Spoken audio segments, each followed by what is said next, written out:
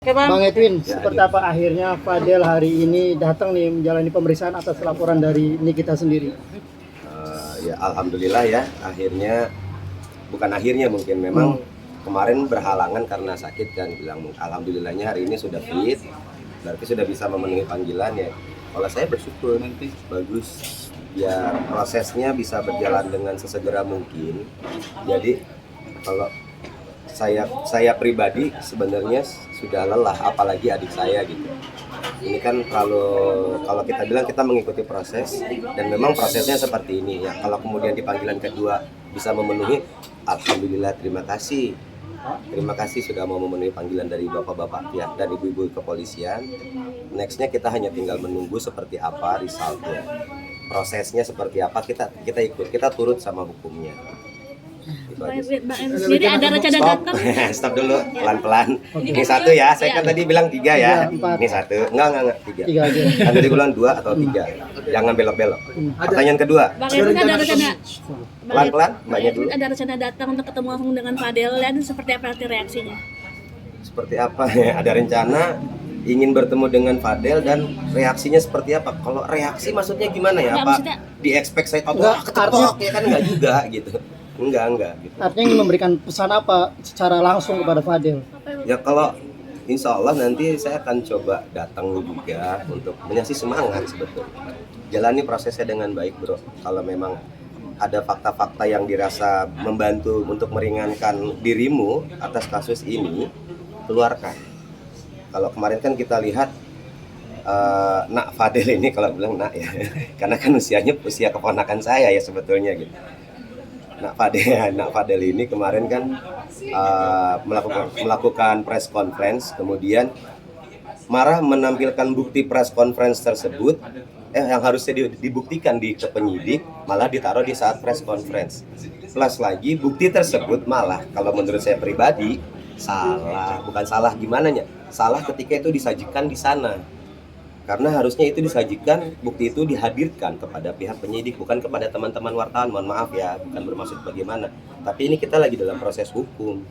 Kalau memang punya bukti valid yang luar biasa bisa menyanggah atas segala macam tuduhan, simpan baik-baik, kemukakan saat ditanya oleh penyidik. Bukan ditaruh di mana-mana untuk, apalagi itu adalah bukti rekam medis. Rekam medis saja kita udah tahu ada hukum tertentu yang mengatur hal tersebut. Saya lupa hukumnya seperti apa, mungkin kalau bicara soal itu Bang Fahmi lebih paham.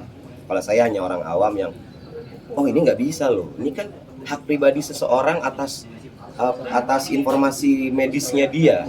Kalau dia orang itu tidak mengizinkan, nggak boleh. Nah kalau kita bicara orang itu saat ini adalah ponakan saya Laura. Tapi kita masih ingat juga Laura di bawah umur. Dan ketika Laura di bawah umur, siapa yang berhak atas rekam medis tersebut selain anak ini? Orang tuanya. Berarti saat mau menyajikan bukti tersebut, izinlah dulu sama adik saya selaku orang tuanya. Kalau izinnya sama saya mungkin nggak bisa juga. Toh saya adalah sekedar paman, sekedar om. Apapun lah sebutannya di Indonesia Raya ini, ada yang om, paman, pak, de, encang, uwa, ya feel free. Saya nggak masalah silsilahnya, saya nggak peduli. Intinya saya dipanggilnya om.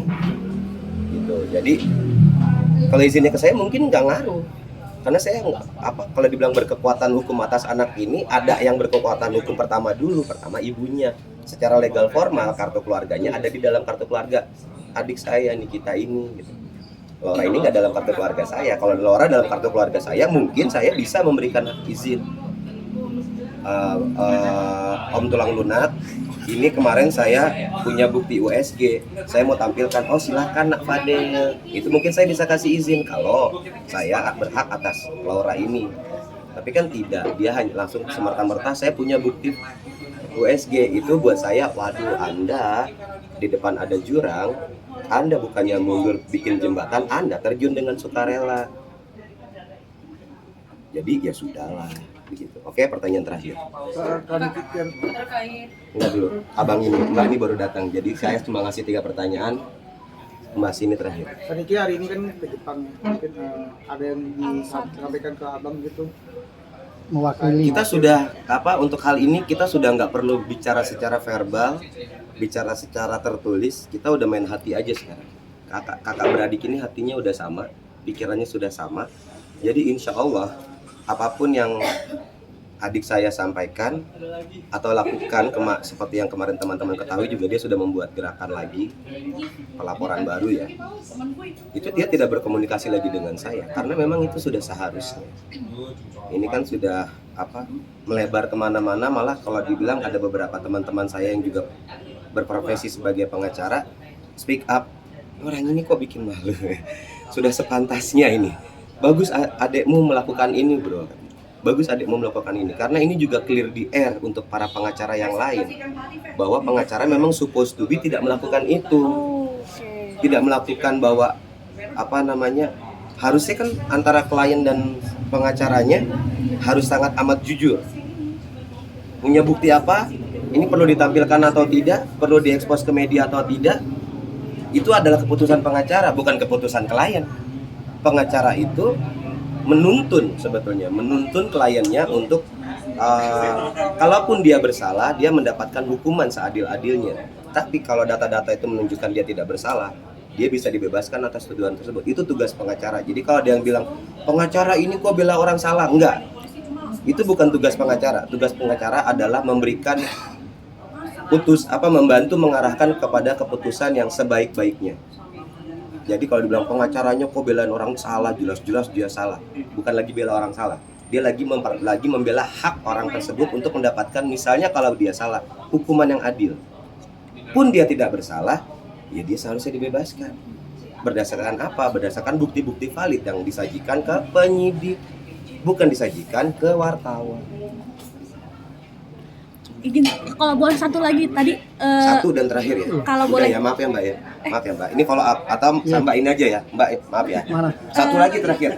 Tadi soal Pak Bang Rasman ngomong bahwa Nikita Mirzani menelantarkan anak selama beberapa tahun, dan kemudian pada saat pulang ke sini tiba-tiba kok baru dar-der-dor memperjuangkan haknya Laura. Seperti apa bikin tanggapannya Abang? Sorry, tadi ngomongnya kecepatan, boleh agak pelan. Nikita Mirzani dibilang menelantarkan anak, dan kemudian sekarang dibilang baru memperjuangkan itu kemana aja gitu, karena kemarin dia dibilang melantarkan anaknya. Oke. Ini pertanyaan terakhir ya, habis ini saya minta udah, karena saya takut saya terlalu banyak bicara nanti saya malah salah. Ya, ini pertanyaan terakhir, saya jawab ya. Kalau dibilang menelantarkan, ini adalah bentuk kita memberikan kesempatan kepada Laura untuk silahkan kamu mencoba independen. Rasakan kerasnya dunia. Dunia ini nggak manis nih. Kalau kami grab terus, ibaratnya kami megang pasir nih. Makin kami kepel, kamu akan tetap lolos kok nanti. Jadi ini keinginanmu, ya sudah lakukan. Jadi ini apa namanya? Ini bahasa hati orang tua ya. Ketika mulut sudah tidak bisa berucap, minal aidin wal faizin, bukan. Ini biasanya ucapan minal aidin wal faizin. Ketika mulut sudah tidak bisa berucap, itu bentuknya adalah doa. Kalau memang sudah tidak dipegang secara fisik, tinggal hatinya yang menjaga. Kalau kita lihat dibilang menelantarkan, adik saya nangis loh.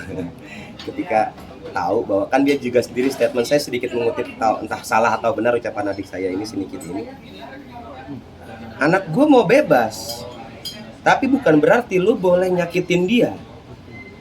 Kalau dalam artian tadi menyakiti adalah orang-orang sekitarnya juga menguliti bla bla bla bla bla. Kalau buat saya pribadi itu mungkin terkontrol oleh Niki, mungkin saya nggak tahu saya nggak tahu ya. Tapi ketika sakitnya lebih ke arah fisiknya, physically gitu, mentally saya bukan mengentengkan secara mental, tapi toh dunia ini akan menginjakmu sangat amat keras. Nah, jadi kalau bila bentakan kecil kupatahkan hatimu, lebih keras dari itu dunia akan menghakimimu.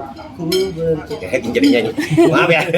Nggak, jadi udah gitu aja. Jadi kalau dibilang menelantarkan, itu bukan menelantarkan, itu adalah bentuk orang tua memenuhi keinginan anak. Kadang Laura pengen bilang bebas itu ya. Ya, anak kan Laura kemarin pun di mobil ngomong saya, aku independen om. Makanya teman-teman minggu lalu saya imbau untuk ayo jangan panggil Loli lagi ya. Karena anak ini ketika dia ingin independen, dia ingin melepas sebenarnya identitasnya dia. Ingin melepas identitasnya dia yang terkait dengan ibunya. Tapi nama Laura nggak bisa dilepas dari itu karena itu adalah nama lahir. Buat saya tone-nya Laura itu jauh lebih positif. Karena seingat saya, Laura itu adalah anak yang baik. Terima kasih ya. Terima kasih. Om.